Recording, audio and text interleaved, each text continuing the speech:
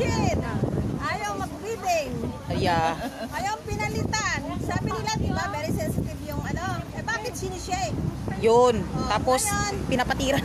Tinatadyakan pa. oh, ngayon, pinalitan ng isbago. Doon nag-bid. Oo. Tapos yung box sa kanilang putas. Yeah. Sabi niya, di ba dapat i-code yung ano, yung receipt? Hindi siya nag-code. Basta Pasok-pasok lang. Tapos Delikado. pwede, magkasya yung kamay ko.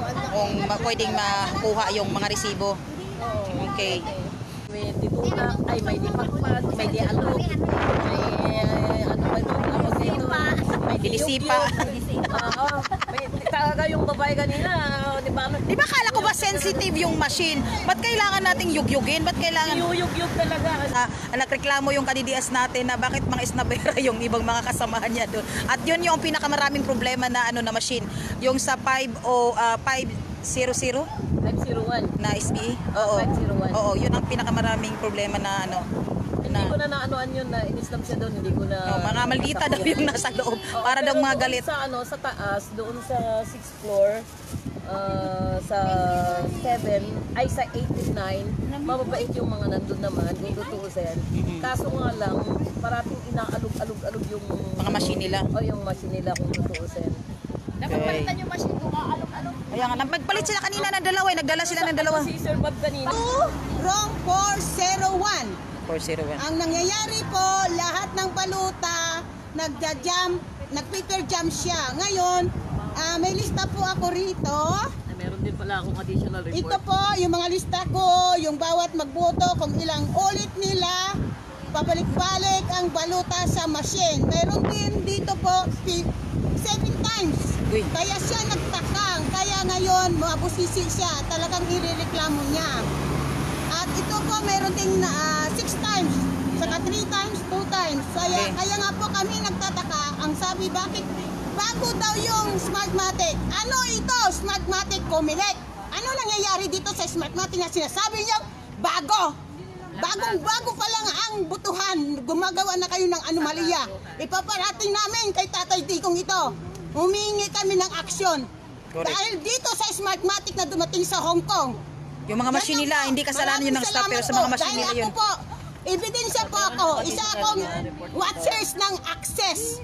Ito po makakarating kay Idol Tolpo sa ginawa ngayon sa Smartmatic na ito.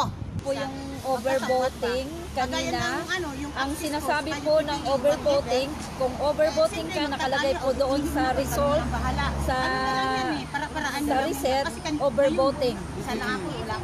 Sa senatorial. Kung sa senatorial overvoting ka is 0. Kung sa party list ka overvoting,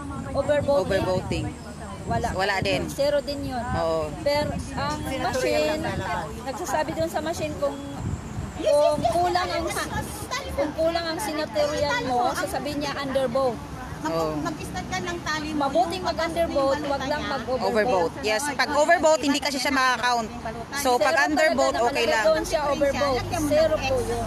Maraming mga tao pumunta naman dito sa Hong Kong ngayon na bumoto. Problema lang talaga is yung Smartmatic machine. So, yun ang inaano ni Attorney Glenn Siong na kailangan din natin talagang maging aware tayo sa Smartmatic kasi bakit nagja-jump yung machine at ilang beses silang pumapasok yung papel nila. Yung iba may 7 times, may 4 times, may 2 times, may 3 times. Yes. So, yun mga ka-DDS, kailangan din natin talagang tulungan ang mga senador candidates namin. Okay. Update ko lang po sa inyo kanina yung nangyayari kanina dito sa Hong Kong. Nagtataka po kami kasi sabi nila bago daw yung mga machine na ginagamit nila kanina sa BCM. So Comelec, bakit ganon? Pinapadala nyo kami ng mga sirang machine. Supposedly, first day nga sana ngayon, sinasabi nila na kailangan daw painitin mo na yung machine. Tapos may sinasabi na naman sila na dapat daw yung mga papel daw basa or something na ganun. Kaya po kami nagtataka po kami kanina kung bakit ganun. Ang dami pong reklamo ng mga kasamahan nating mga OFW dito. So sana po bukas kung sino po yung mga watchers sa every room po, kung pwede po magtulungan tayo. Sana po ma-monitor po ninyong Hello Sis Army, good evening. Mamonitor po natin yung mga bawat presinto. Kailangan po natin talagang tulungan at bantayan kasi po delikado po talaga yung nangyayari. Kasi iba po yung pakiramdam ko talaga kaya bakit po nagkakaroon ng ganun na scenario doon sa mga voting machine natin. So, paano na lang po kung walang nagbabantay? Paano na lang po kung ang isang presinto, isang embassy natin is wala tayong mga watchers? Paano po yung mga senador candidates natin? Tulad ngayon, Saturday, ilan lang po ang mga watchers, volunteers natin na pumunta sa presinto kasi hindi naman po ngayon holiday ng ibang mga kasamahan natin. At meron po tayo, dito sa Hong Kong, meron pa tayo 9 precinct na talagang kailangang bantayan.